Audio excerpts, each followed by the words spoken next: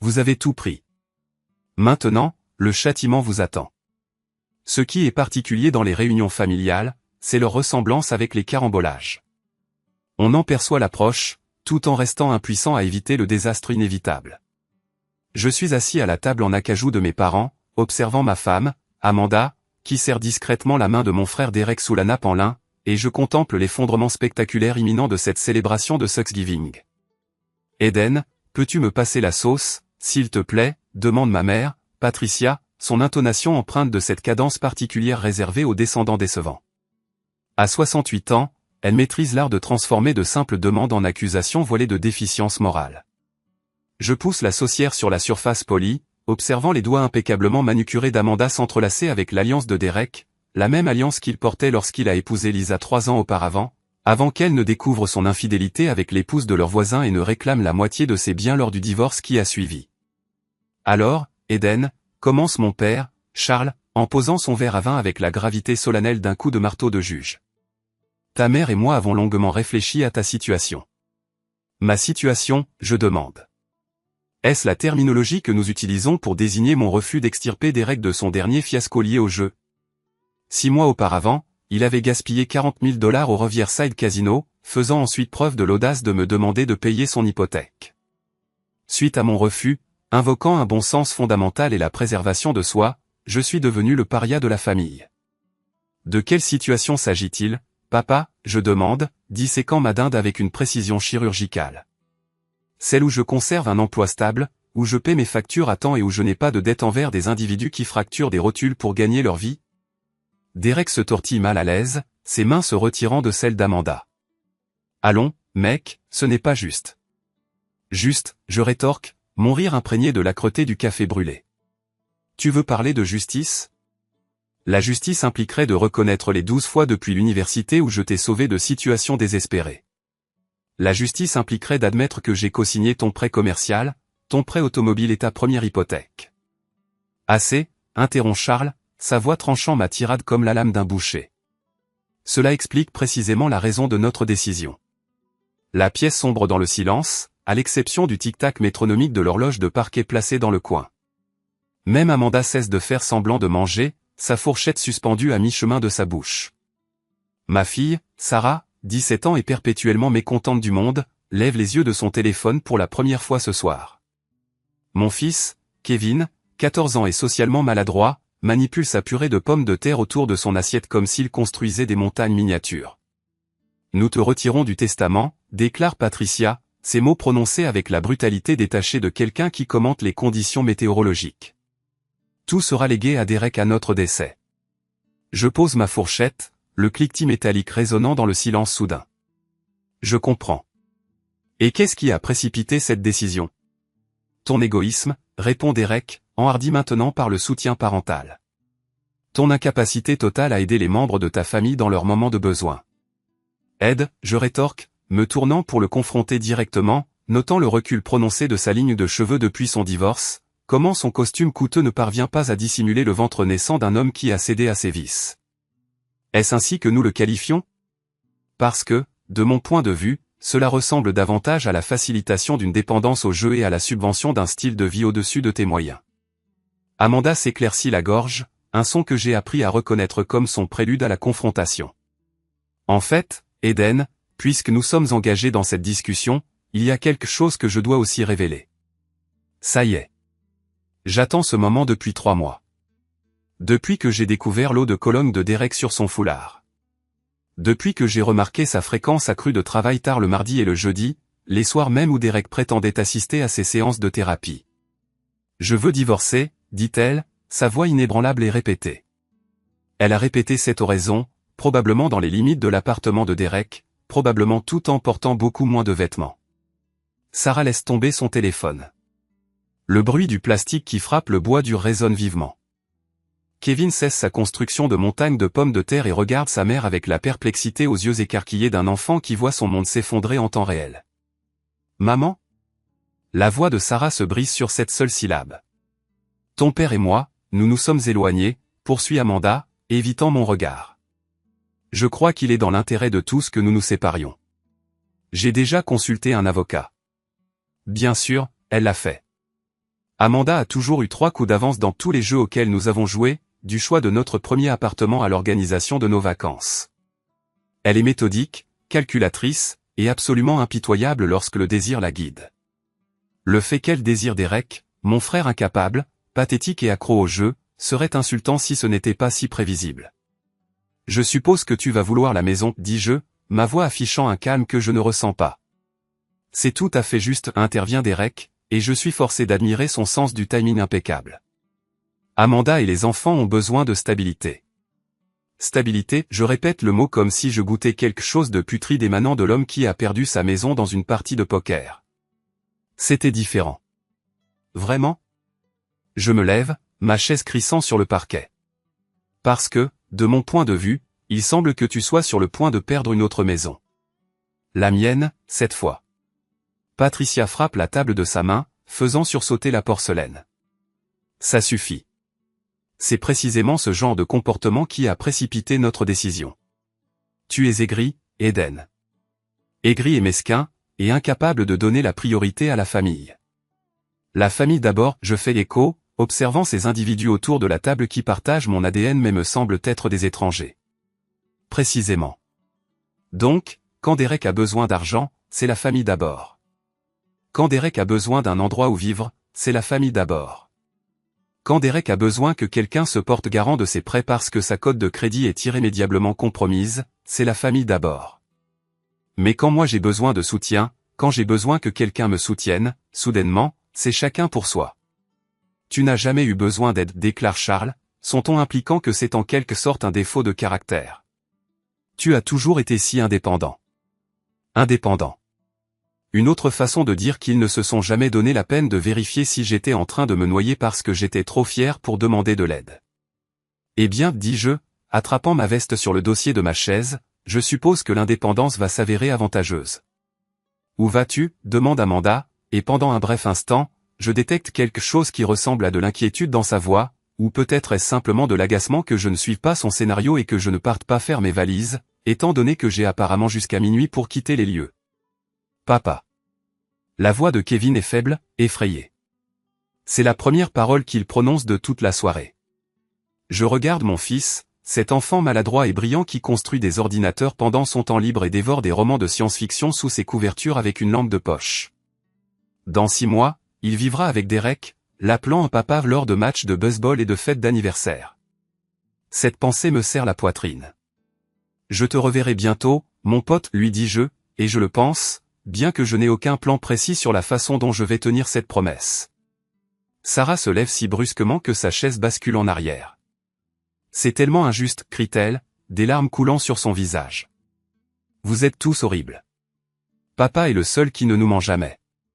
Elle s'enfuit de la pièce, ses pas résonnant dans l'escalier. Une porte claque quelque part au loin. Regarde ce que tu as fait, dit Amanda, mais elle me regarde, pas Derek, ni mes parents, ni la situation qu'ils ont collectivement engendrée. Ce que j'ai fait.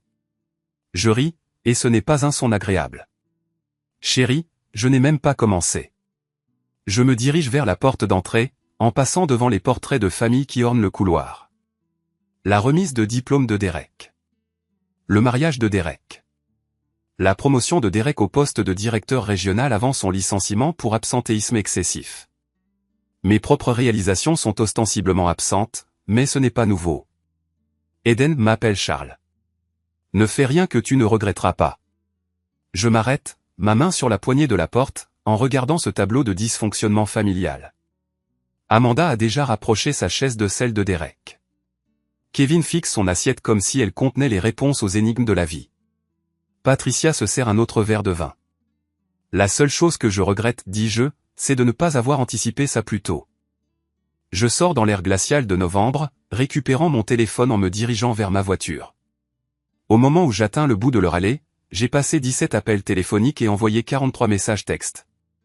Les téléphones de ma famille sont sur le point de sonner, et quand ils répondront, ils découvriront que l'indépendance a ses avantages, surtout quand on possède tous les mots de passe. Le Riverside Motel n'est pas précisément le Four Seasons, mais il possède 2 qualités rédemptrices. Il n'est pas cher et il évite de poser des questions. La moquette est de la couleur de la moutarde ancienne, le couvre-lit semble avoir survécu à un conflit mineur, et la douche émet des sons semblables à ceux d'un cétacé mourant. Cependant, le Wi-Fi fonctionne, et c'est tout ce dont j'ai besoin pour ce qui va se dérouler.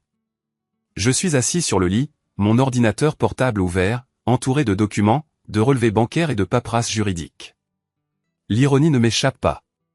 Pendant qu'Amanda et Derek tramaient leur trahison clandestine, je gérais tous les aspects administratifs, si banals, de nos vies. Payer les factures, gérer les investissements, maintenir les polices d'assurance, déclarer les impôts. Toutes ces responsabilités fastidieuses qu'Amanda jugeait si indignes d'elle. Mon téléphone vibre. Le nom de Derek clignote sur l'écran pour la 15e fois en 2 heures. Je le laisse aller à la messagerie vocale. L'aspect particulier d'être marié à quelqu'un pendant 18 ans, c'est qu'on en discerne les schémas.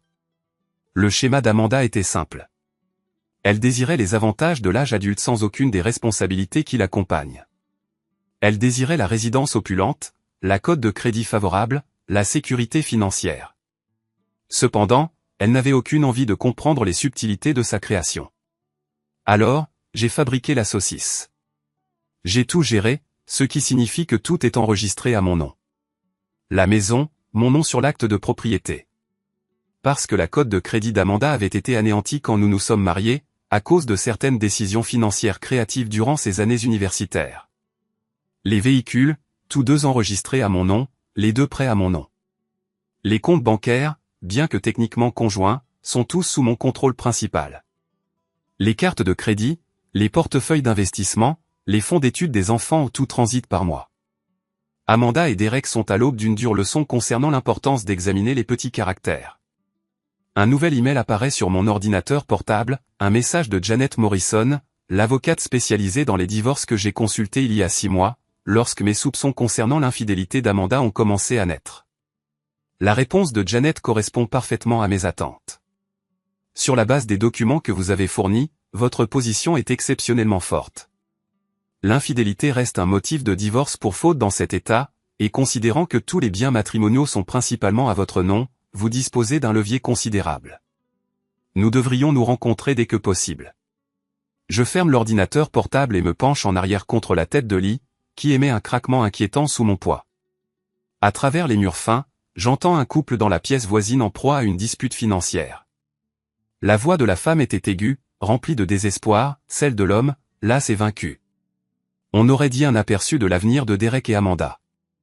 Mon téléphone vibre une fois de plus, cette fois un SMS d'Amanda. Les cartes de crédit ne fonctionnent pas, j'ai tapé une réponse. C'est bizarre. As-tu essayé d'appeler la banque? 3 points se sont matérialisés, ont disparu, puis sont réapparus. Enfin. Eden, qu'est-ce que tu as fait? Rien d'illégal, ai-je répondu. J'exerce simplement mes droits en tant que titulaire principal du compte pour examiner notre situation financière, comme un adulte responsable. Les points ont dansé pendant 1 minute entière avant que sa réponse n'arrive. C'est puéril. Puéril serait d'avoir une liaison avec mon frère et de t'attendre à ce que je paie les frais de ton avocat en divorce. Le silence a suivi. Je me suis levé et j'ai marché jusqu'à la fenêtre, tirant le rideau pour observer le parking, rempli de véhicules qui avaient clairement connu des jours meilleurs. Des voitures appartenant à des individus qui avaient soit commis des erreurs, soit rencontré le malheur, ou peut-être les deux. 6 heures plus tôt, je résidais dans une maison coloniale de 4 chambres avec un garage pour 2 voitures et un prêt hypothécaire gérable. Maintenant, je me retrouve dans une chambre imprégnée de l'odeur du désinfectant et d'aspiration brisée. Mais voici le point crucial, ils ne comprennent pas la situation. Je ne suis pas brisé, je suis furieux. Et un homme furieux est un homme dangereux. Mon téléphone a sonné. C'était Charles cette fois, j'ai répondu à la 4e sonnerie. Qu'est-ce que tu as fait, a-t-il exigé, sans aucun préambule. Joyeux Thanksgiving à toi aussi, papa. Ne joue pas avec moi, Eden. Amanda a appelé. Elle dit que tu as gelé tous les comptes. Pas gelé, sécurisé. Il y a une distinction. C'est ridicule. Tu te comportes comme un enfant. Un enfant? J'ai ri, et le son a résonné contre les murs de la chambre de motel. Papa, je me comporte comme quelqu'un qui vient de découvrir que sa femme couche avec son frère pendant que ses parents prévoyaient de le déshériter. Si c'est un comportement puéril, en quoi consisterait, précisément, un comportement mature? Le silence a rempli l'autre bout du fil. Alors tu dois arranger ça. En fait, non. Ce que je dois faire, c'est sauvegarder mes intérêts et ceux de mes enfants. Ce qui, par coïncidence, est exactement ce que je fais. Eden, non. Le mot est sorti avec plus de force que prévu. Pendant 18 ans, j'ai été le responsable, celui qui paie les factures, résout les problèmes, nettoie les dégâts des autres. Et qu'est-ce que cela m'a rapporté? Une femme infidèle, un frère avec un problème de jeu, et des parents qui croient que je suis le problème. Ce n'est pas. Si, papa. C'est exactement ça. Alors, voilà ce qui va se passer. Je vais gérer cette situation de la même manière que je gère tout le reste, méthodiquement, légalement, et sans me soucier le moins du monde des sentiments des autres. Comme tu me l'as appris. J'ai coupé l'appel avant qu'il ne puisse répondre. Le couple d'Aak sans grave côté avait cessé de se disputer. Maintenant, il n'y avait plus que le silence, qui, d'une certaine manière, était plus menaçant que les cris. Je me demandais s'ils étaient parvenus à une forme de résolution ou s'ils avaient simplement épuisé leur capacité de communication. Mon téléphone vibra avec un texto de Derek. Il faut qu'on parle. Je fixai le message un long moment, puis le supprimai sans répondre. Derek et moi avions dépassé depuis longtemps le stade du dialogue. Nous étions désormais dans le domaine de l'action. J'ai rouvert mon ordinateur portable et commencé à compiler une liste, non pas une liste de choses à faire, mais une liste de cibles. Chaque individu qui avait participé à l'embuscade d'aujourd'hui, chaque personne qui savait ce qui allait se passer et était restée silencieuse, chaque personne qui pensait pouvoir m'humilier et s'en sortir indemne. Amanda était en tête, évidemment, suivie de Derek, puis de mes parents. Mais il y en avait d'autres. La meilleure amie d'Amanda, Jessica, qui avait couvert l'affaire, l'ami de Derek, Mike, qui avait fourni des alibis, tout le réseau de complices et de co-conspirateurs qui se croyaient malins, inconscients de ce qui approchait. J'ai passé les 3 heures suivantes à passer des appels téléphoniques, à envoyer des courriels et à accéder à des comptes en ligne. À minuit, j'avais annulé toutes les cartes de crédit, transféré les fonds d'urgence sur un nouveau compte et placé des alertes à la fraude sur tout le reste. J'avais également exécuté une manœuvre qui rendrait demain excessivement intéressant pour toutes les personnes impliquées. À 12h47 du matin, mon téléphone commença à sonner. Amanda, encore. Je l'ai laissé aller à la messagerie vocale, puis j'ai écouté le message. Eden, c'est de la folie. Tu ne peux pas simplement nous couper les vivres comme ça. Nous avons des enfants à nourrir, des factures à payer. Je sais que tu es en colère, mais ce n'est pas la façon de gérer ça. Rappelle-moi, s'il te plaît. Le désespoir dans sa voix était presque gratifiant, presque. J'ai supprimé le message et éteint le téléphone. Demain s'annonçait une très longue journée, et j'avais besoin de dormir. Mais d'abord, j'avais un dernier appel à passer. Cabinet juridique Morrison, Janet à l'appareil. Janet, c'est Eden Locke. Je sais qu'il est tard, mais je voulais vous informer que les événements se sont accélérés. Je suis prêt à déposer la demande. Que s'est-il passé? J'ai raconté le dîner de Thanksgiving, l'ultimatum, l'annonce d'Amanda. Janet écouta sans interruption, émettant occasionnellement de petits sons d'intérêt professionnel. Eh bien, dit-elle quand j'eus terminé, il nous facilite certainement la tâche. Infidélité, abandon. Et ils ont pratiquement tout admis devant des témoins. Comment souhaitez-vous procéder? De manière agressive, déclarai-je. Je veux la garde exclusive. Je veux la maison, et je veux qu'elle paie une pension alimentaire. C'est ambitieux, mais, étant donné les circonstances, pas déraisonnable. Je commencerai à rédiger les documents ce soir. Nous pouvons déposer la demande lundi matin, à la 1re heure. Parfait. Et Janet? Je veux que ce soit public. Je veux que tout le monde sache précisément ce qu'elle a fait. Il y eut une pause. Eden, je comprends que vous soyez en colère, mais... Je ne suis pas en colère, l'interrompis-je. Je suis arrivé au bout. Il y a une différence. Après avoir raccroché, je me suis allongé sur la literie douteuse et j'ai contemplé le plafond taché d'eau. Quelque part de l'autre côté de la ville, Amanda et Derek essayaient probablement d'élaborer un plan pour acheter de la nourriture sans accès à mes cartes de crédit. Mes parents se demandaient probablement s'ils avaient fait une erreur. Mes enfants étaient probablement confus, effrayés et en colère. Je devrais me sentir coupable à propos de cette dernière partie. Je devrais être préoccupé par Sarah et Kevin, par la façon dont cela les affectait. Et j'étais préoccupé, mais pas suffisamment pour reculer. Ils devaient apprendre que les actes ont des conséquences, que la trahison a un prix. Il valait mieux qu'ils l'apprennent maintenant de moi que plus tard du monde. Mon téléphone, que je croyais avoir éteint, vibra une fois de plus. Un texto d'un numéro inconnu. Ce n'est pas fini. Je souris dans l'obscurité de la chambre de motel. Ils avaient raison sur ce point, au moins. Cela ne faisait que commencer. Le lundi matin arriva, gris et froid, comme si les dieux de la météo avaient choisi de refléter mon humeur. J'étais assis dans ma voiture de location, une Honda Civic pratique qui était aussi éloignée de ma BMW habituelle qu'on pouvait l'imaginer, observant Amanda déposer les enfants à l'école. Elle conduisait la Camry déglinguée de Derek parce que, apparemment, ma BMW était également immatriculée à mon nom. Il était amusant de voir comment ces détails prenaient de l'importance lorsque les fondations commençaient à s'effondrer. Sarah claqua la portière de la voiture avec suffisamment de force pour faire trembler les vitres. Même à 50 mètres de distance, je pouvais discerner sa fureur. Kevin sortit plus délibérément, son sac à dos jeté sur une épaule, regardant autour de lui comme s'il s'attendait à ce que je me matérialise derrière un arbre. Je brûlais d'envie de les approcher, de leur expliquer que rien de tout ça n'était de leur faute. Que je me battais pour eux, et non contre eux. Mais Janet m'avait conseillé de garder mes distances jusqu'à l'audience pour la garde. Laissez les mauvais choix de leur mère parler d'eux-mêmes, avait-elle dit. Ne lui donnez pas de munitions.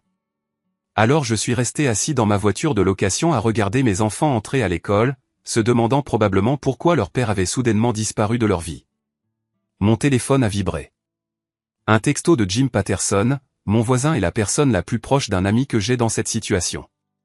J'ai vu le camion de déménagement devant chez toi. Tout va bien? Jim était un flic à la retraite qui s'était installé à côté de chez moi 3 ans auparavant après le décès de sa femme. Il possédait ce genre de personnalité stable et pragmatique qui découle du fait d'avoir géré les pires impulsions de l'humanité pendant 30 ans. Si quelqu'un pouvait apprécier la valeur stratégique de mes actions, c'était bien Jim. Je lui ai répondu par texto. Mieux que bien. Un café plus tard? D'accord. L'endroit habituel? L'endroit habituel était le Murphy's Diner, un boui-boui qui servait un café assez fort pour ressusciter les morts et qui se mêlait de ses affaires. Jim était déjà là quand je suis arrivé, assis dans une banquette d'angle, dos au mur. Les vieilles habitudes de flic ont la vie dure. Tu as une sale gueule, a-t-il dit alors que je m'asseyais en face de lui. Charmant comme toujours, mais précis. J'ai fait signe à la serveuse pour qu'elle nous apporte du café. Alors, quelle est la vraie histoire? Tout ce que je sais, c'est ce qu'Amanda a raconté aux voisins. Quelque chose à propos d'une dépression nerveuse et d'un abandon de famille. J'ai failli m'étouffer avec mon café. Elle a dit ça? Oh, ça s'améliore. Selon sa version, tu luttais contre des problèmes de dépression et de colère depuis des mois. Elle essayait de t'aider, mais tu as refusé de te faire soigner. Finalement, tu as craqué lors du dîner de Thanksgiving et tu es parti en claquant la porte, la laissant avec les enfants se débrouiller seuls. L'audace était stupéfiante, même pour Amanda. C'est impressionnant. Et les gens ont cru ça? Certains oui. D'autres posent des questions. Du genre? Pourquoi la voiture de Derek est dans ton allée tous les soirs si c'est toi qui es parti? Je me suis adossé à la banquette, en train de digérer ces informations. Amanda a toujours possédé un talent remarquable pour manipuler les récits, se présentant constamment comme la partie lésée dans toutes les circonstances. Cependant, il semble qu'elle ait cette fois dépassé les bornes. Jim, j'ai besoin d'un service. Il lève un sourcil interrogateur. Un service légal, ou d'une autre nature? Principalement légal, ai-je répondu. J'ai ensuite exposé la véritable situation. La liaison clandestine, la confrontation inattendue à Thanksgiving, les subtiles machinations financières. Jim écoute attentivement, sans porter de jugement, hochant occasionnellement la tête ou posant des questions de clarification. À la fin de mon récit, il reste silencieux pendant un long moment. Alors, que souhaites-tu que je fasse? Des preuves, ai-je répondu. Vous possédez une caméra de qualité supérieure et l'expertise nécessaire pour l'utiliser discrètement. J'ai besoin de preuves irréfutables des événements qui se déroulent réellement à mon domicile. Surveillance sur votre propre propriété, remarque-t-il. C'est certainement une approche créative. Est-ce dans les limites de la légalité? Techniquement, oui. C'est votre domicile, votre propriété. Vous avez tous les droits de surveiller les activités qui s'y déroulent, en particulier si vous soupçonnez une conduite illégale. Conduite illégale? Jim sourit, et pendant un bref instant, j'aperçois l'agent des forces de l'ordre qu'il était autrefois. L'infidélité reste une infraction pénale dans cet État, bien que rarement poursuivie. Et si les dettes de jeu de Derek sont aussi importantes que vous le suggérez, il pourrait y avoir d'autres visiteurs intéressants à documenter. Nous consacrons l'heure suivante à formuler ce que Jim appelle avec tact la collecte d'informations. Au moment où nous quittons Murphy S., je ressens une sensation que je n'avais pas éprouvée depuis Thanksgiving, l'espoir. Cet après-midi-là, je me trouve dans mon nouveau logement temporaire, un appartement meublé d'une chambre, impeccable, paisible et totalement dépourvu de caractère personnel, quand Janet m'appelle pour me donner des nouvelles. J'ai soumis les documents juridiques ce matin, m'informe-t-elle. Elle s'attend à ce qu'Amanda soit notifiée avant la fin de la journée. Quelle a été sa réaction à la requête de garde?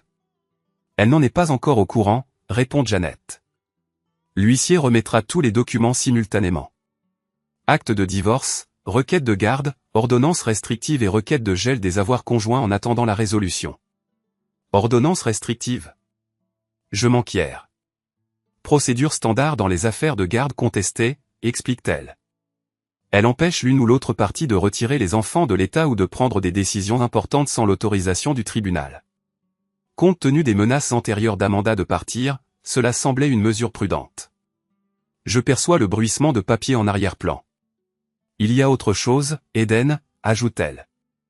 Oh, l'avocat d'Amanda nous a contactés ce matin. Elle a déjà retenu les services d'un avocat. Richard Steinberg. Il exige des honoraires conséquents, ce qui est pour le moins curieux vu ses difficultés financières actuelles à elle. Inutile de me demander qui paie les services de Steinberg. Derek a beau ne pas pouvoir rembourser ses dettes de jeu, il semble qu'il puisse se permettre de payer un avocat pour sa maîtresse. Que voulait Steinberg? Engager des négociations, répond Janet. Il affirme qu'Amanda est disposée à un partage équitable des biens si vous retirez les accusations d'infidélité et consentez à la garde partagée. Et je lui ai fait savoir que nous examinerions toute offre raisonnable, mais que les accusations d'infidélité sont étayées et non négociables. Excellent, je réponds. Quel est notre calendrier prévisionnel? L'audience pour la garde provisoire est prévue vendredi prochain. La procédure de divorce complète prendra plus de temps, mais si nous pouvons obtenir la garde provisoire et des arrangements financiers, cela nous donnera un avantage considérable. Après que Janet a raccroché, je reste assis dans mon appartement banal, songeant à cet avantage. Pendant 18 ans, Amanda a eu tous les atouts en main, les enfants, la maison, le réseau social. C'est elle qui dictait les décisions concernant notre lieu de résidence, la scolarité des enfants et la répartition de nos finances. J'acquiesçais parce que cela me semblait plus simple, parce que je croyais que c'était l'essence du mariage. Maintenant, la situation s'est inversée, et elle est mal préparée à la gérer. Mon téléphone vibre, m'indiquant un SMS provenant d'un numéro inconnu, « Tu détruis ta propre famille ». Je fixe le message un instant, puis en fais une capture d'écran avant de répondre, « Je protège ma famille de ceux qui voudraient la détruire ». Il n'y a pas de réponse. À 6h30 du soir, Jim appelle. « J'ai quelque chose que tu dois voir, dit-il. » Je me rends chez lui, où il a installé un ordinateur portable sur sa table de cuisine. L'écran affiche un flux vidéo provenant d'une caméra positionnée pour surveiller l'entrée de mon domicile. C'est arrivé il y a environ 1 heure, dit-il, en activant l'écran. Je vois la Camry de Derek se garer dans mon allée. Derek sort le premier, suivi d'Amanda. Cependant, il y a une 3e personne dans la voiture, une femme que je ne reconnais pas. Qui est-ce? Je demande. D'après la plaque d'immatriculation, le véhicule est immatriculé au nom de Maria Santos. Elle est employée par une agence de détectives privée du centre-ville. Je regarde les 3 s'approcher de ma porte d'entrée. Derek a une clé. Bien sûr, il en a une. Et ils entrent dans la maison. 20 minutes plus tard, ils ressortent, portant des cartons. Que contiennent ces cartons? Il est difficile de le déterminer de ce point de vue, mais ils ont fait 3 allers-retours. Quoi qu'ils emportent, ce n'est pas anodin. Nous regardons le reste de la vidéo en silence. Après avoir chargé les cartons dans la voiture de Derek, Amanda et la détective engagent une conversation qui semble intense sur le porche. La détective prend des photos de la maison, du jardin, même de la boîte aux lettres. Elle monte un dossier, remarque Jim. Dans quel but? Abandon de domicile, très probablement, répond-il. Elle est en train de prouver que tu as quitté le domicile conjugal, et que Derek a dû intervenir pour aider avec les enfants. Les cartons contiennent probablement tout ce qui pourrait te dépeindre sous un jour négatif, des documents financiers, des effets personnels, tout ce qui étayerait son récit. Je sens une rage froide monter en moi. Ils sont chez moi, à fouiller dans mes affaires, à monter un dossier contre moi. Oui, et tout cela est parfaitement légal, car Amanda a toujours le droit d'accéder à la résidence conjugale. Cependant, Derek n'a pas ce droit. Jim sourit. Non, en effet, confirme-t-il. Cela constitue une violation de domicile. Et maintenant, nous en avons la preuve en vidéo. Nous regardons la vidéo 2 fois de plus, Jim soulignant des détails que j'avais manqués. La façon dont Derek jette constamment des regards par-dessus son épaule. La façon dont Amanda indique à la détective des zones spécifiques de la maison. La façon dont ils font attention à ne rien emporter d'ostensiblement précieux. Ils sont intelligents, concède Jim, mais pas assez. Qu'est-ce que tu veux dire? Je demande. Regarde ça, répond-il. Il rembobine jusqu'à un moment où Derek porte un carton à la voiture. Tu remarques comme il a du mal avec ce carton? Quoi qu'il contienne, c'est lourd, mais regarde Amanda. Elle porte un carton similaire, comme s'il ne pesait rien. Je me penche plus près de l'écran. Il a raison. Le carton de Derek nécessite 2 mains et des manœuvres prudentes. Le carton identique d'Amanda est porté nonchalamment d'une seule main. Et alors? Je demande. Soit Amanda a plus de force qu'elle n'en a l'air, soit son carton est vide. Ils mettent en scène des preuves, donnant l'impression qu'ils emportent plus de choses qu'ils ne le font en réalité. Les implications me frappent avec la force d'un coup physique. Ils vont affirmer que j'ai vidé la maison avant de partir, que j'ai pris tout ce qui avait de la valeur et que je les ai laissés sans rien. C'est également mon avis, confirme Jim. Heureusement, nous avons la preuve en vidéo de ce qui s'est réellement passé. J'ai regardé les images une dernière fois, mémorisant chaque détail. L'expression d'Amanda dirigeant l'enquêteur, les regards nerveux de Derek, la chorégraphie méticuleuse de leur tromperie. Jim, j'ai besoin d'une autre faveur. Je t'écoute, répond-il. Que dirais-tu de mener un peu plus de surveillance? Le genre qui pourrait les surprendre en train de faire quelque chose de vraiment stupide? Son sourire s'élargit. Mon gars, je pensais que tu ne demanderais jamais. Avec la surveillance, il y a 90% d'ennui et 10% d'adrénaline pure. Je l'apprends par moi-même alors que je suis assis dans le pick-up de Jim à 7 heures du matin le mercredi, observant l'appartement de Derek à travers des jumelles qui coûtent probablement plus que mon loyer mensuel au motel. Mouvement, dit Jim doucement, ajustant le téléobjectif de son appareil photo. La porte d'entrée de Derek s'ouvre et il en sort, portant les vêtements d'hier et arborant le genre d'expression hagarde qui résulte d'un manque de sommeil. Il regarde autour de lui nerveusement avant de se diriger vers sa voiture, une habitude paranoïaque qu'il a développée depuis que j'ai bloqué les comptes bancaires. Où penses-tu qu'il va? Je demande. Probablement chez toi, répond Jim. Amanda lui a envoyé un texto il y a 20 minutes. Je ne m'enquière pas de la manière dont Jim est au courant des textos d'Amanda. Certaines choses valent mieux ne pas être examinées de trop près. Nous suivons Derek à distance, la formation des forces de l'ordre de Jim étant évidente dans la manière dont il maintient un espacement parfait et utilise d'autres véhicules comme couverture. Derek conduit comme un homme qui a quelque chose à cacher, vérifiant constamment ses rétroviseurs, faisant des virages inutiles, s'arrêtant au feu jaune. Il a peur, observe Jim. Bien. Il devrait l'être. Derek se gare dans mon allée devant ma maison, où mes enfants se préparent pour l'école. La violation désinvolte de cet espace me serre la mâchoire. À travers le téléobjectif, nous regardons Derek entrer avec sa clé. 5 minutes plus tard, Amanda apparaît à la porte d'entrée, toujours en peignoir. Ils engagent ce qui semble être une dispute sur le porche, Amanda gesticulant avec colère et Derek secouant la tête. Dispute de couple, murmure Jim, prenant des photos. La dispute s'envenime. Amanda pousse Derek avec une force suffisante pour le faire trébucher en arrière. Il dit quelque chose qui fait pâlir son visage de rage. Elle le gifle. Eh bien, c'est intéressant, dit Jim, l'appareil photo cliquant rapidement. Derek remonte dans sa voiture et s'éloigne, laissant Amanda debout sur le porche en peignoir, ayant l'air de vouloir frapper autre chose. Quelques voisins sont sortis chercher leur journal du matin, et je les vois observer le spectacle avec un intérêt non dissimulé. Amanda a toujours excellé dans le maintien des apparences, dis-je à Jim. C'est nouveau, répond-il. Le stress induit le laisser-aller et le désespoir. Les gens commettent des erreurs. Nous suivons Derek jusqu'à son prochain arrêt, un prêteur sur gage dans le sud de la ville. Il est à l'intérieur pendant 15 minutes, ressortant avec une enveloppe qu'il fourre immédiatement dans la poche de sa veste. « Tu crois qu'il vend quelque chose ?» demande Jim. « Ou qu'il obtient un prêt de quelqu'un qui ne vérifie pas les scores de crédit ?» je réponds. Le troisième arrêt de Derek est le plus intrigant, un bureau dans un centre commercial avec un panneau indiquant « Quick Cash Loans ». C'est le genre d'établissement qui facture des taux d'intérêt qui feraient rougir un membre du crime organisé. « Maintenant, on avance », dit Jim. Pendant que Derek est à l'intérieur, Jim sort du véhicule et passe devant sa voiture en marchant tranquillement, revenant avec un petit appareil qu'il attache à son porte-clés. « Tracker GPS », explique-t-il. « De qualité militaire.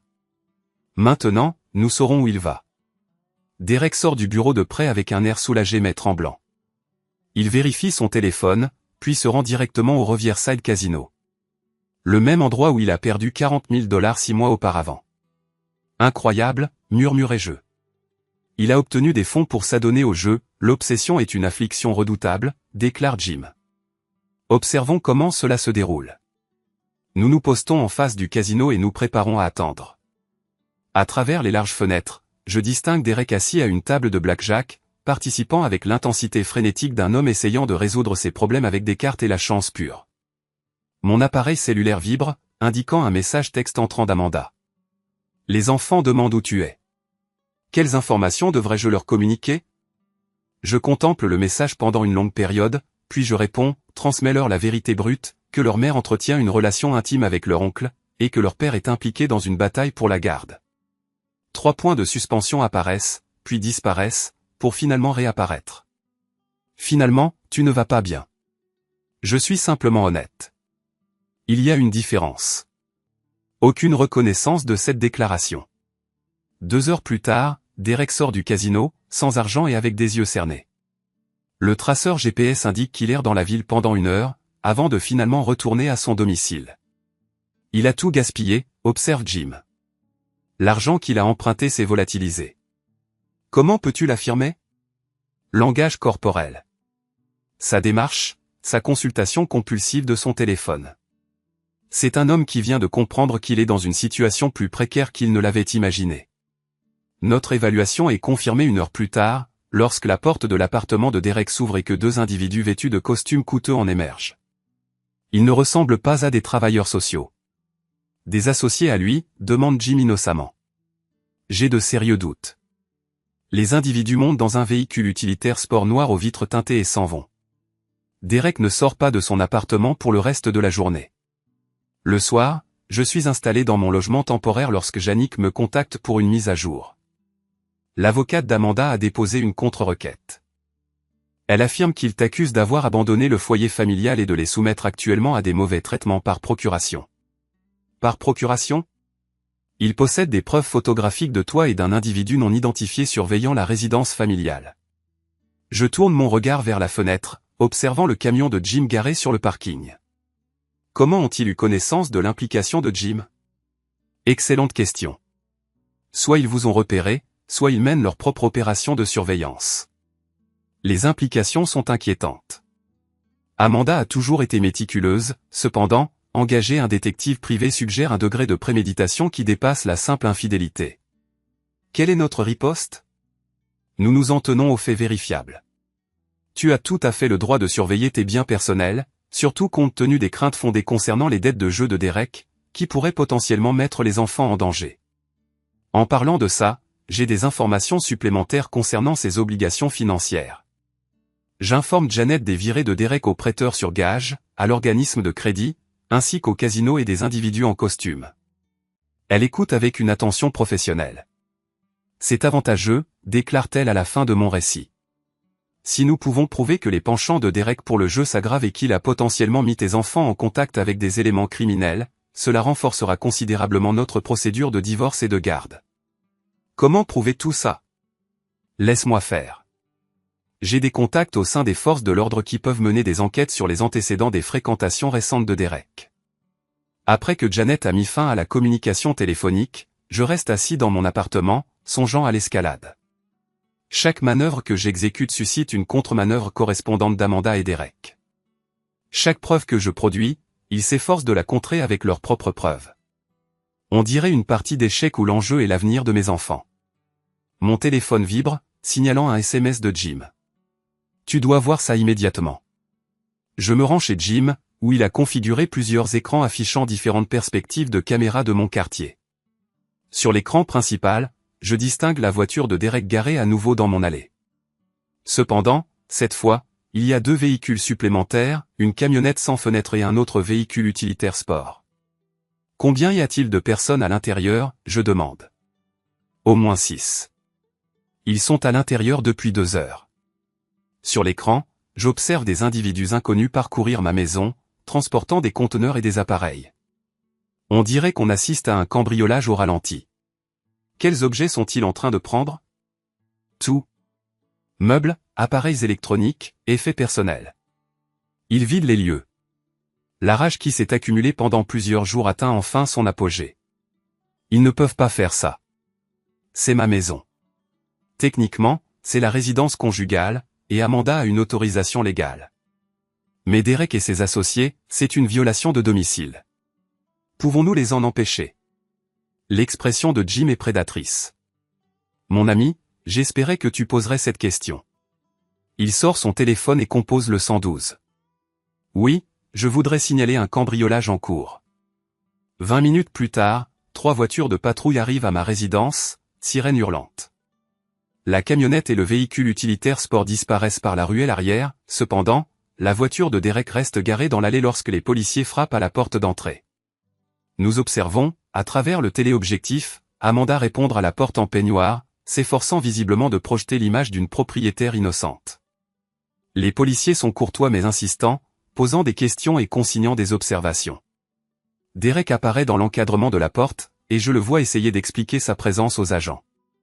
L'un des policiers écrit dans son carnet tandis que Derek gesticule frénétiquement. Que se passe-t-il maintenant, je demande. Pour l'instant, nous attendons et observons si l'histoire de Derek résiste à l'examen, mais quoi qu'il en soit, nous avons des preuves vidéo de leur présence en compagnie de personnes qui ont récemment fui une enquête policière. Mon téléphone portable vibre. Amanda est en train de passer un appel téléphonique. Je réponds à la 4e sonnerie. Que as-tu fait, siffle-t-elle. J'ai signalé une activité suspecte se déroulant à mon domicile, comme le ferait un propriétaire responsable. C'étaient des déménageurs, Eden. Nous étions simplement. Vous faisiez simplement quoi? Vous appropriez mes biens avec l'aide des acolytes de Derek, ceux à qui il doit de l'argent? Le silence émane de l'autre bout du fil.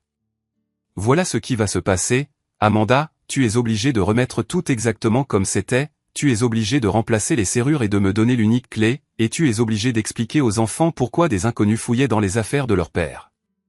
Tu en es incapable. Je suis capable, et je le ferai. Car, contrairement à toi et à Derek, je comprends réellement les rouages du système juridique. Je mets fin à l'appel téléphonique avant qu'elle ne puisse répondre. Sur l'écran, j'observe les policiers conclure leur enquête et partir.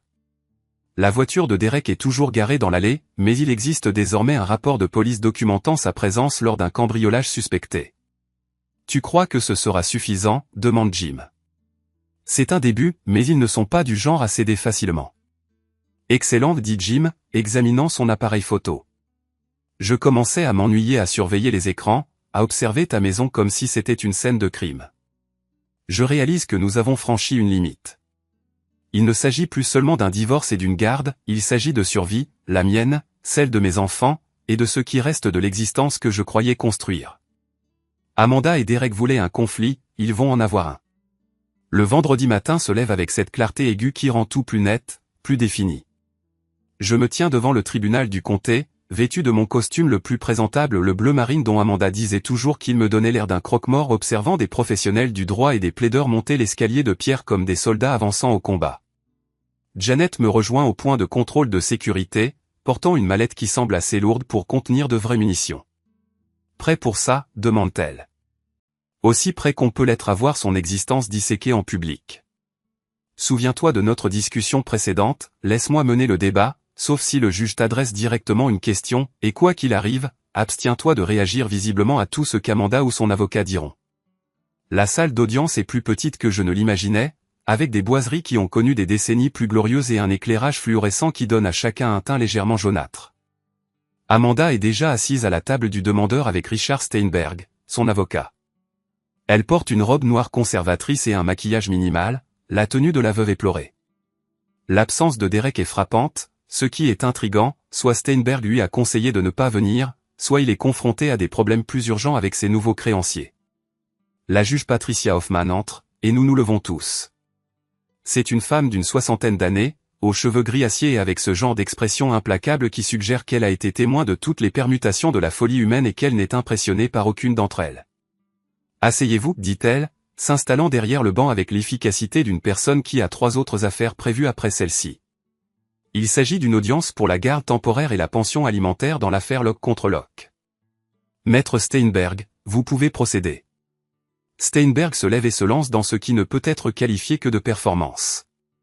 Selon sa version des faits, je suis un mari dominateur et émotionnellement violent qui a abandonné son foyer dans un accès de rage après avoir été confronté à son comportement. Il dépeint Amanda comme l'épouse longtemps souffrante qui s'est efforcée d'épuiser tous les recours pour sauver l'union conjugale avant d'accepter finalement que le divorce représentait la seule option viable. Votre honneur, déclare Steinberg, sa voix empreinte d'une sympathie travaillée, Madame Locke a été contrainte de compter sur la bienveillance des membres de sa famille pour simplement assurer la subsistance à sa table et préserver un semblant de stabilité pour les enfants. Monsieur Locke a mis fin à toute aide financière dans une tentative vindicative de contraindre son épouse à un règlement défavorable. Il présente une pile de documents, des preuves photographiques d'Amanda apparaissant anéanties, des déclarations de voisins concernant ma conduite erratique, des relevés financiers indiquant les comptes bloqués. Madame Locke ne sollicite rien d'extravagant, poursuit Steinberg. Elle désire simplement une aide temporaire suffisante pour maintenir les enfants dans leur résidence familiale et des arrangements de garde partagés qui privilégient les intérêts supérieurs des enfants à l'amour-propre blessé de leur père. Après s'être rassis, le juge Hoffman se tourne vers Janet. Madame Morrison. Janet s'avance et ouvre sa mallette. Votre honneur, Monsieur Steinberg a présenté une fiction convaincante, cependant, les circonstances factuelles racontent une histoire sensiblement différente. Elle dépose une photographie sur la table des preuves. L'une des photographies de surveillance de Jim montrant Amanda et Derek s'embrassant sur le porche d'entrée. Madame Locke entretient une liaison extra-conjugale avec le frère de son mari, Derek Locke, depuis environ 6 mois. Cette liaison a été révélée à Monsieur Locke lors d'une réunion de famille, où il a été simultanément informé qu'il était déshérité et que sa femme demandait le divorce. D'autres photographies montraient le véhicule de Derek arrivant à l'allée à divers moments, montrant le couple entrant et sortant ensemble de la résidence. La dispute s'est déroulée sur le porche. Plutôt que d'abandonner sa famille, Monsieur Locke s'est extrait d'une situation intenable, prenant rapidement des mesures pour protéger à la fois ses propres intérêts et ceux de ses enfants. Les comptes saisis constituaient une précaution nécessaire pour empêcher Madame Locke et son amant de dilapider les biens matrimoniaux. Enfant. Le juge Hoffman examine les photographies avec l'intérêt détaché de quelqu'un qui consulte une liste de courses. Monsieur Steinberg, avez-vous une réponse à ces allégations? L'assurance de Steinberg vacille légèrement. Votre honneur, a déclaré Steinberg, les ennuis personnels de ma cliente ne sont pas pertinents quant à la question de la garde des enfants et de la pension alimentaire. Monsieur Locke tente de détourner l'attention de son propre manquement à ses responsabilités de père. Au contraire, intervient Janet, les appréhensions de Monsieur Locke concernant l'influence de son frère sur ses enfants sont tout à fait pertinentes, en particulier compte tenu des récentes activités criminelles de Monsieur Derek Locke. Elle présente une autre compilation de documents, des rapports de police, des relevés de casino et des contrats de prêt que le contact de Jim dans les forces de l'ordre s'est procuré on ne sait comment. Derek Locke a accumulé des dettes de jeu considérables et a récemment obtenu des fonds auprès de prêteurs non agréés. 3 jours auparavant, il était présent lors d'un cambriolage présumé à la maison familiale, un incident nécessitant l'intervention de la police. Le visage d'Amanda pâlit. Steinberg semblait avoir avalé quelque chose de désagréable. Le juge Hoffman se penche en avant. Madame Morrison, suggérez-vous que les enfants étaient présents lors de cet incident? Non, votre honneur. Les enfants étaient à l'école. Cependant, l'incident illustre le type d'élément criminel que la relation de Madame Locke avec Derek Locke a introduit dans leur vie. Objection, balbutie faiblement Steinberg. C'est un assassinat de personnage, pas une preuve. Monsieur Steinberg, remarque le juge Hoffman d'un ton sec, il s'agit d'une audience du tribunal de la famille, pas d'un procès pénal. Le caractère est précisément ce que nous sommes ici pour évaluer. Madame Morrison, possédez-vous des preuves supplémentaires? Janet sort un dossier épais. Votre honneur, nous possédons des preuves documentées de l'irresponsabilité financière de Madame Locke, de ses tentatives d'éloigner les enfants de leur père et de sa relation continue avec un homme qui représente une menace potentielle pour ses enfants. Elle étale des relevés bancaires, des factures de cartes de crédit et des transcriptions de messages textes. Madame Locke a constamment vécu au-dessus des moyens de la famille, accumulant des dettes dont Monsieur Locke n'était pas au courant. Elle a informé les enfants que leur père les avait abandonnés tout en faisant obstruction à ses tentatives de les contacter. De plus, elle a accordé à Derek Locke un accès illimité à la maison familiale, bien qu'elle soit consciente de sa dépendance au jeu et de ses associations criminelles. Le juge Hoffman consacre plusieurs minutes à examiner les documents. Le silence règne dans la salle d'audience, à l'exception du bruissement des pages qui se tournent et du vrombissement lointain de la circulation à l'extérieur. Finalement, elle lève les yeux. Madame Locke, je vais vous poser des questions directes et j'attends des réponses directes. Êtes-vous actuellement engagée dans une relation amoureuse avec Derek Locke? Amanda jeta un coup d'œil à Steinberg, qui acquiesça à contre-cœur. Oui, votre honneur. Depuis combien de temps cette relation dure-t-elle? Environ 4 mois. Étiez-vous impliqué dans cette relation alors que vous viviez encore avec votre mari? Un long silence s'ensuivit. Oui. Êtes-vous au courant des activités de jeu de Derek Locke? Oui. Mais il cherche de l'aide. Quel genre d'aide? Amanda sembla perdue. Il a déclaré qu'il suivait une thérapie. La juge Hoffman prit une note. Monsieur Locke, j'ai également quelques questions à vous poser. Levez-vous. Oui, votre honneur. Pourquoi n'avez-vous pas tenté de résoudre ces problèmes conjugaux par le biais de conseils ou de médiation avant de recourir à des mesures financières aussi radicales? C'est une question juste, et je m'y suis préparé, votre honneur.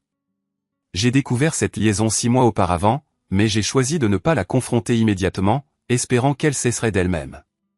Pendant cette période, j'ai suggéré à 2 reprises une thérapie de couple. Ma femme a refusé les 2 fois, affirmant que nos problèmes n'étaient pas suffisamment importants pour justifier une intervention professionnelle. Lorsque j'ai pris conscience de l'étendue de sa duplicité financière et que j'ai été pris au dépourvu avec des papiers de divorce lors d'une réunion de famille, j'ai réalisé que la négociation n'était pas une option viable. Pensez-vous pouvoir exercer la coparentalité efficacement avec Madame Locke, compte tenu du niveau d'animosité actuel? Votre honneur, ma principale préoccupation est le bien-être de mes enfants. Si Madame Locke est disposée à donner la priorité à leur bien-être par rapport à sa relation avec mon frère, je suis disposé à collaborer. Cependant, je ne peux pas permettre à mes enfants d'être exposés à l'instabilité et aux dangers potentiels que représente Derek Locke. La juge Hoffman acquiesça et prit d'autres notes. Je vais faire une pause de 15 minutes pour examiner ces documents. À notre retour, je rendrai ma décision concernant la garde temporaire et la pension alimentaire. La pause ressembla davantage à 15 heures qu'à 15 minutes. Amanda et Steinberg se sont regroupés, leur conversation montant en intensité. À un moment donné, Amanda s'est mise à pleurer et Steinberg a été obligé de lui tendre des mouchoirs. Janet et moi sommes restés silencieux. Il n'y avait plus rien à dire. Nous avions présenté notre dossier, et il appartenait maintenant à la juge Hoffman de déterminer si mes enfants continueraient à vivre avec leur mère adultère et son petit ami dépendant au jeu, ou s'ils auraient la possibilité d'avoir une vie stable avec moi lorsque le tribunal reprendrait ses travaux. L'expression de la juge Hoffman était impénétrable. J'ai examiné toutes les preuves présentées aujourd'hui, et je suis prête à rendre ma décision sur les arrangements temporaires en attendant le jugement définitif de divorce. Elle regarda directement Amanda. Madame Locke, bien que je reconnaisse que les mariages se dissolvent parfois et que les individus nouent de nouvelles relations, le moment et les circonstances de votre liaison démontrent un manque de jugement inquiétant. plus troublant encore est votre apparente volonté d'exposer vos enfants à une personne ayant de graves problèmes de dépendance et juridiques. Amanda pleurait maintenant plus abondamment, mais la juge Hoffman continua sans empathie. Monsieur Locke, bien que vos manœuvres financières aient été agressives, elles semblent avoir été à la fois légales et nécessaires pour protéger les biens matrimoniaux contre la dissipation. Elle mélangea ses papiers. Par conséquent, j'accorde la garde primaire temporaire à Monsieur Locke, avec des visites supervisées pour Madame Locke, en attendant la résolution de sa situation de logement et de sa relation avec Derek Locke. Les mots tombèrent comme un coup physique. Amanda haleta audiblement. Steinberg commença à se lever, puis se rassit. De plus, Madame Locke versera une pension alimentaire temporaire de $800 par mois, et il lui est interdit de permettre à Derek Locke d'avoir tout contact avec les enfants mineurs en attendant une nouvelle ordonnance du tribunal. La juge Hoffman frappa de son marteau. Cette cour est ajournée. Alors que les personnes quittaient la salle d'audience, Amanda se tourna pour me regarder avec une expression de haine pure. Ce n'est pas fini, murmura-t-elle. Elle avait raison sur ce point. Cependant, pour la première fois depuis Thanksgiving, j'avais l'impression que je pourrais réellement l'emporter. La maison avait une ambiance différente quand on y résidait légalement plutôt que subrepticement. J'étais debout dans ma cuisine à nouveau, à préparer du café et à observer Sarah et Kevin prendre leur petit déjeuner comme des adolescents ordinaires. Et au lieu d'être des victimes d'un différend concernant la garde, cela faisait 2 semaines depuis l'audience au tribunal, 2 semaines à reconstruire progressivement quelque chose qui ressemblait à une famille. « Papa », dit Kevin, sans lever les yeux de ses céréales. « Maman a encore appelé la nuit dernière. » « Qu'est-ce qu'elle a dit ?»« La même chose que d'habitude, qu'elle est désolée, que nous lui manquons, que l'oncle Derek ne vit plus avec elle. » Sarah renifla avec dérision. « Ouais, c'est ça. J'ai vu sa voiture hier quand je suis passé à vélo devant l'appartement. Je me suis interrompu alors que je versais du café. Tu es passé devant son appartement à vélo. » Peut-être. Sarah était sur la défensive, comme elle l'était toujours quand elle pensait avoir des ennuis. Je voulais juste voir où elle habitait. L'appartement était un T3 dans un complexe qui avait connu des jours meilleurs. Amanda y vivait avec Derek, malgré l'ordonnance du tribunal lui interdisant tout contact avec les enfants, malgré ses affirmations selon lesquelles leur relation était terminée. Certaines personnes n'apprennent jamais. Sarah, je sais que tu es curieuse, mais... Je ne suis pas curieuse, m'a-t-elle interrompu. Je suis en colère. Elle l'a choisi à notre place, et maintenant elle veut qu'on ait pitié d'elle parce qu'elle doit vivre dans un appartement pourri. Kevin leva les yeux de ses céréales. Tu crois qu'elle reviendra un jour? C'était une question que je redoutais parce que la réponse honnête était complexe. Amanda pourrait revenir si elle mettait fin à sa relation avec Derek, si elle redressait ses finances, si elle démontrait au tribunal qu'elle pouvait faire passer ses enfants avant ses désirs personnels. Cependant, cela nécessiterait qu'elle admette avoir eu tort, et Amanda n'a jamais été douée pour admettre ses erreurs. Je ne sais pas, mon grand. Mais ce que je sais, c'est que toi et Sarah êtes en sécurité ici. Et c'est ce qui compte le plus. Mon téléphone vibra avec un SMS de Jim, tu dois regarder les infos. J'ai allumé la télévision et je suis passé à l'émission matinale locale. La présentatrice, une femme aux cheveux impeccablement coiffés et à l'expression de préoccupation travaillée, se tenait devant le casino Riverside. Une enquête fédérale sur des opérations de jeu illégales a conduit à de multiples arrestations, dont plusieurs personnes ayant des liens avec le crime organisé. Parmi les personnes arrêtées figure Derek Locke, un homme de la région qui aurait servi d'intermédiaire pour des opérations de paris sportifs illégaux. La tasse de café m'a échappé des mains et s'est brisée sur le sol de la cuisine. Sarah et Kevin ont tous deux levé les yeux, surpris. « Papa ?» La voix de Kevin était faible. À l'écran, on voyait des images de Derek emmené menotté, son visage caché derrière sa veste. La journaliste a poursuivi, Locke aurait été recruté par le réseau de jeux après avoir accumulé d'importantes dettes personnelles. Les agents fédéraux affirment qu'il était payé pour identifier d'autres personnes potentiellement atteintes de problèmes de jeu. J'ai attrapé la télécommande et j'ai éteint la télévision avant que les enfants ne puissent en voir plus. C'était l'oncle Derek, a demandé Sarah. Inutile de mentir. Tôt ou tard, la vérité finirait par éclater, et je m'étais promis d'être entièrement honnête avec eux. En effet, il semblait que la dépendance au jeu de Derek était plus grave qu'on ne l'avait estimé au départ. Kevin remuait distraitement ses céréales dans son bol. « Est-ce que maman va aussi être arrêtée ?» a-t-il demandé. « Non, mon grand, ai-je répondu. Maman n'a participé à aucune activité illégale. Elle a simplement pris des décisions imprudentes quant aux personnes à qui faire confiance. Cependant, même en prononçant ces mots, je me demandais quelles pourraient être les conséquences. Amanda vivait avec Derek, partageant des charges financières et échangeant peut-être des informations. Si Derek collaborait avec des organisations criminelles, quelles autres implications aurait-il pu avoir? Mon téléphone portable a émis une sonnerie. C'était Janet Morrison. Eden, je suppose que tu as vu les infos maintenant. Quelles sont les implications pour la procédure de garde? Cela signifie que la crédibilité d'Amanda a subi un coup important. Elle cohabitait avec un individu participant activement à des entreprises illicites tout en affirmant son engagement à reconstruire sa vie. Pouvons-nous exploiter cette information? Ce ne sera pas nécessaire. Le tribunal prendra officiellement acte de l'arrestation de Derek, et l'avocat d'Amanda sera contraint d'élucider pourquoi sa cliente a maintenu une relation avec un individu faisant l'objet d'une enquête fédérale. Après que Janet a mis fin à l'appel, je me suis assis à la table de la cuisine, m'efforçant de comprendre les implications de ces événements. L'arrestation de Derek validait toutes mes affirmations antérieures concernant le danger qu'il représentait pour mes enfants.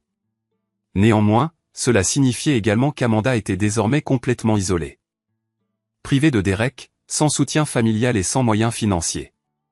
Pendant un bref instant, j'ai ressenti un élan de sympathie pour sa situation. Cependant, ce sentiment s'est rapidement dissipé. À midi pile, ma sonnette a retenti. En regardant par le Judas, j'ai aperçu Amanda debout sur mon perron, paraissant plus petite et vulnérable que je ne l'avais jamais vue. Elle était vêtue d'un jean et d'un pull usé, ses cheveux rassemblés en une simple queue de cheval. La femme raffinée et manipulatrice qui avait déclaré son intention de demander le divorce lors du dîner de Thanksgiving était manifestement absente. J'ai ouvert la porte, mais je me suis abstenu de l'inviter à entrer. « Bonjour, Amanda. »« Eden, s'il te plaît, » implora-t-elle, « nous devons engager une conversation. Les enfants sont actuellement à l'école. Tout ce que tu souhaites me dire, tu peux me le communiquer. » Son regard se prolongea au-delà de moi, scrutant l'intérieur de la demeure. Notre demeure. L'endroit où nous avions élevé nos enfants ensemble pendant 15 ans. Puis-je entrer? Juste pour un bref instant. Contre mon propre jugement, je reculai, lui permettant d'entrer. Elle traversa le salon, son regard parcourant l'espace comme si elle le découvrait pour la première fois. Tu as redécoré. J'ai remis les meubles dans leur arrangement d'origine, avant que toi et Derek ne commenciez à les transformer avec des acquisitions malhonnêtes. Elle recula à la mention du nom de Derek. Eden, je sais que tu penses probablement que j'ai eu ce que je méritais, mais je maintiens que toi aussi tu as fait des choix et que tu en affrontes maintenant les conséquences. Il y a une différence. Elle s'installa sur le divan sans y être invitée, et j'observai un léger tremblement dans ses mains. Je n'étais pas au courant des activités de Derek. Je te jure que j'ignorais totalement son implication avec ces gens. Mais tu étais au courant de son addiction au jeu. Oui. Et tu as supposé qu'il cherchait de l'aide. Il affirmait qu'il suivait une thérapie, qu'il s'attaquait au problème. Et tu as cru à ces affirmations parce que c'était plus facile pour toi de le faire. Son regard se leva pour croiser le mien, ses yeux remplis de larmes. J'ai fait des erreurs, Eden. De graves erreurs. Mais je m'efforce de les réparer. Comment? En continuant à vivre avec Derek alors même que le tribunal t'a ordonné de cesser toute relation avec lui. Son visage pâlit. Comment as-tu su? Sarah a vu sa voiture garée devant ton immeuble.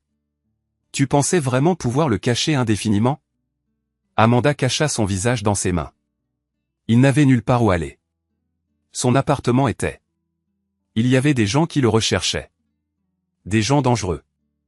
Je ne pouvais pas simplement le jeter à la rue. Si, tu pouvais. Tu aurais dû. Parce que chaque jour où tu as choisi de protéger Derek, tu as choisi de le faire passer avant tes enfants. Ces paroles la frappèrent avec la force de coups physiques. Elle se mit à pleurer sincèrement, les lamentations venant d'une personne qui avait enfin compris l'ampleur des dégâts qu'elle avait causés à sa propre vie. « Je veux rentrer à la maison », murmura-t-elle. « Je veux que ma famille soit de nouveau réunie. » Pendant 18 ans, ces mots auraient suffi. Pendant 18 ans, j'aurais pardonné, je l'aurais accueilli à nouveau, faisant semblant que l'amour pouvait surmonter n'importe quelle trahison. Mais je ne suis plus le même homme qu'à ce dîner de Thanksgiving, il y a 6 mois. C'est ma maison maintenant, déclarai-je. La maison de Sarah et Kevin. Tu as renoncé à ton droit d'y vivre quand tu as choisi de te ranger du côté de Derek. Mais les enfants ont besoin de leur mère. Les enfants ont besoin de stabilité. Ils ont besoin d'être sûrs que les adultes dans leur vie feront passer leur bien-être en priorité. Tu as démontré ton incapacité à répondre à ce besoin. Le regard d'Amanda parcourut frénétiquement la pièce, comme à la recherche d'un élément qui pourrait faire fléchir ma détermination. Et si je romps avec Derek? Et si je prends mon propre appartement, prouvant ma capacité à être responsable? Peut-être qu'alors, un jour, tu pourrais autoriser des visites non supervisées.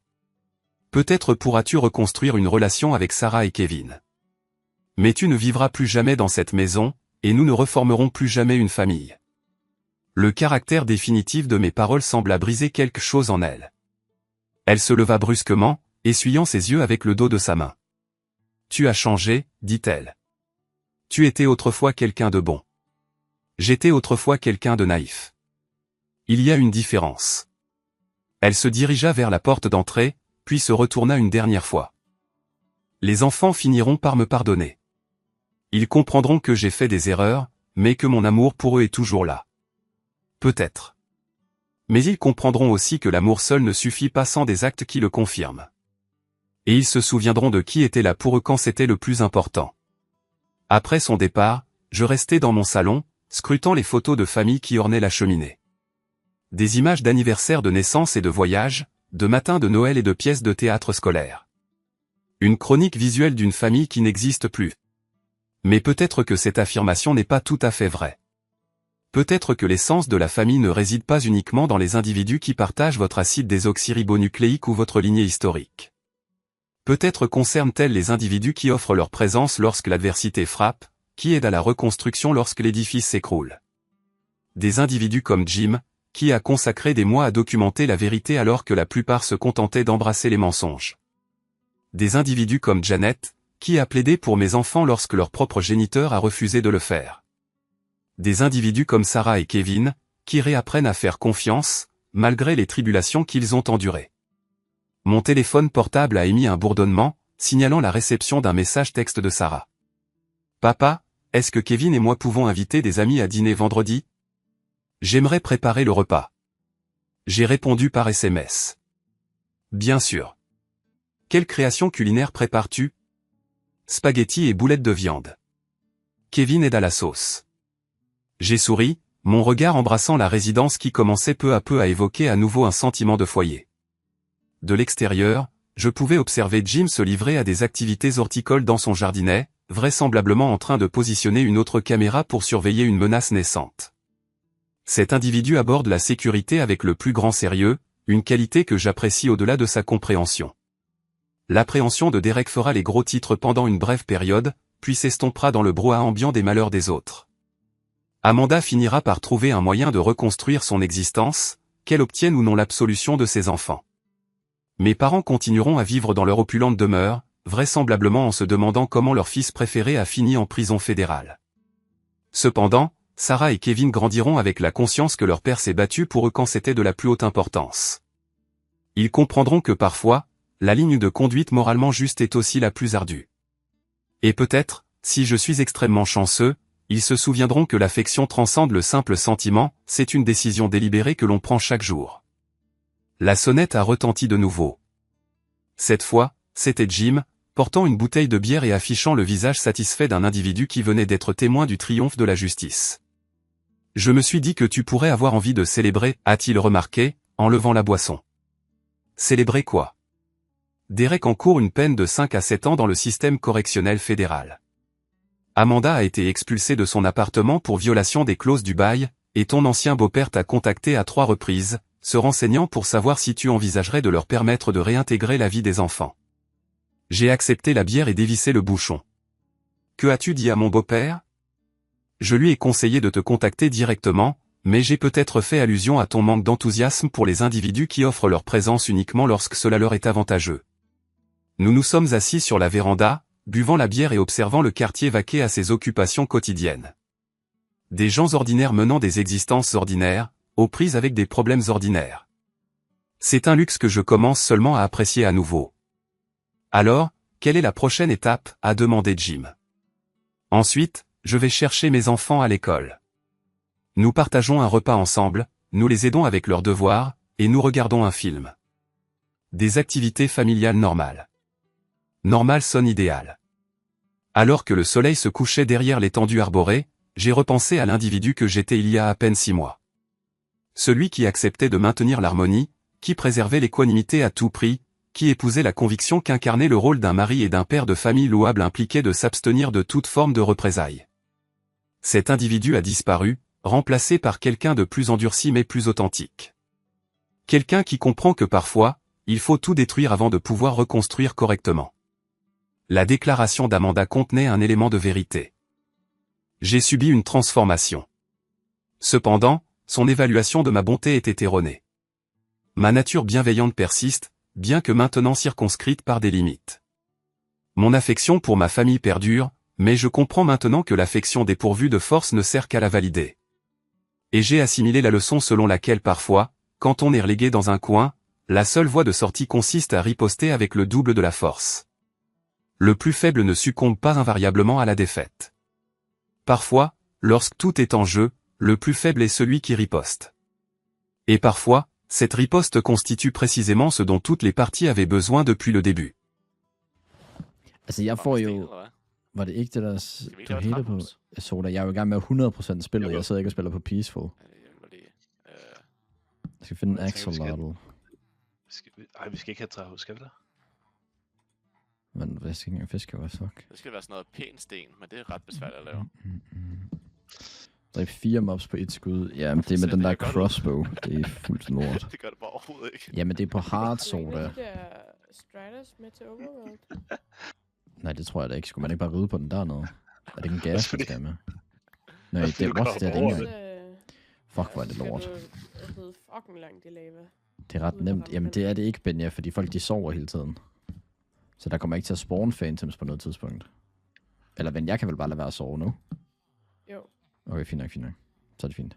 Så 4 at du ikke sover, der er der 2 phantoms. Ja, ja. Så skal jeg bare lige huske, at jeg ikke skal sove. Skal jeg piercing 3? Ja. Ej, featherfalling, men det er 38. Det er fandme dyrt, mand. Ved jeg, om Infinity. der er flere af de der vinger i End, eller om de er blevet sigget alle sammen? Nej, der er mange af dem. Okay. Det kommer bare an på, hvor langt du gider flyve eller gå. Ja. Så jeg havde sådan noget 4 eller 5 stacks blocks med. Sharpness 5, kan du bruge det til noget alligevel? Shit. Nej. Okay. Det er 32 emeralds for den. 2 til 8, det er lige før man overvejer det. Nej, det gør du ikke. Du kan godt få Fortune 3 til det samme, føler jeg. Kære brevkasse, hvad gør man, hvis ens e-girl crush ikke vil cuddle på VR-chat? Så ser man indad. Det gør man sgu. Hvem er det, der skriver det? Jeg synes, det er et dårligt råd. Det er satire.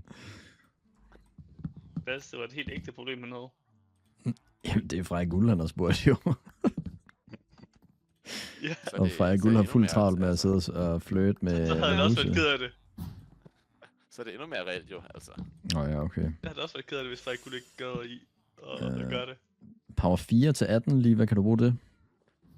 Jeg bruger ikke bue. Okay.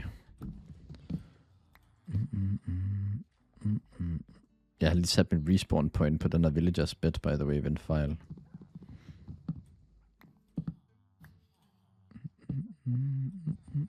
Kæft, mand. Nu er jeg i fucking ørkenen. I en ørken? Så tror jeg, du er på vej den falske vej. Ja, det er du i hvert fald. Wait, what? KS, hvis du Den dør, falske vej. så kan vi følges Det er tilbage. bare sådan en strand, du er ved, vel? Nej, det er en kæmpe ørken. Ja, men er det den med mange mærkelige farver, eller det er normal ørken? Begge dele. Så tror jeg, du er gået... Så skal du til... Du får meget til højre. Ej, jeg tager altså en anden villager. Det er helt sindssygt, så dårligt de er dem her. Kan vi få lavet en KS Green compilation? Silk Touch! Liva, har du 15 emeralds? Jeg har 10. Har du 5? Jeg har 4. Har du 7 For løgn. granater? Skal jeg lige fortælle dig, hvor du skal hen? Ja, tak. Jeg venter lige ved ham, så han Minus ikke resetter. 250 Ja, af X, og så sæt det ind i 100. Ja, så er den på forkerte vej. Så er det vandmelon. Jeg har 3. 450, 900. Nej. Hold så op. Har Nå, jeg okay, niks? så du skal bare i minus 250 jo. Ja. Tak. Men Så er det ikke så langt. Så er det ikke så langt væk. Måske ikke. Det håber jeg da ikke. Jeg er da ved at være super utålmodig. Jeg har ikke mødt et eneste menneske i det her spil endnu. Sådan lidt feeder min Så det kommer dog. efter Insta. Den Ja, første vi gang, løber du altså møder også i en, så lang betyder tid, vil jeg altså bare lige sige. Så vi mangler 1 emerald, eller hvad? Og du skal huske at have et checkpoint ved en seng, fordi ellers skal du bare løbe langt igen. Nå, Har du lol, ikke jeg er blind. Nå, ja. Sorry. Nice, thank you. Ja, det Okay, så ham her, han er soul touch nu. Yes.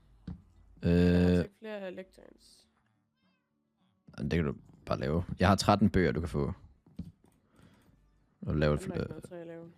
hvad? Martin, hvor lang tid er du live i dag? Det ved jeg ikke. Hvorfor? Fordi, rundt af serveren. Nå, men den slukker ikke, når jeg går off. Nej, men jeg tænker, der er flest herinde, når du er på. Nå, det kan godt være. Vent, hvor er alle mine hunde? De bliver væk hele tiden. 1, 2, 3, 4, Okay, hvad er du i 5, gang 6, med? 7, 8. Hvad er du i gang med? Og så er Karo død. Okay, jeg gæst det passer.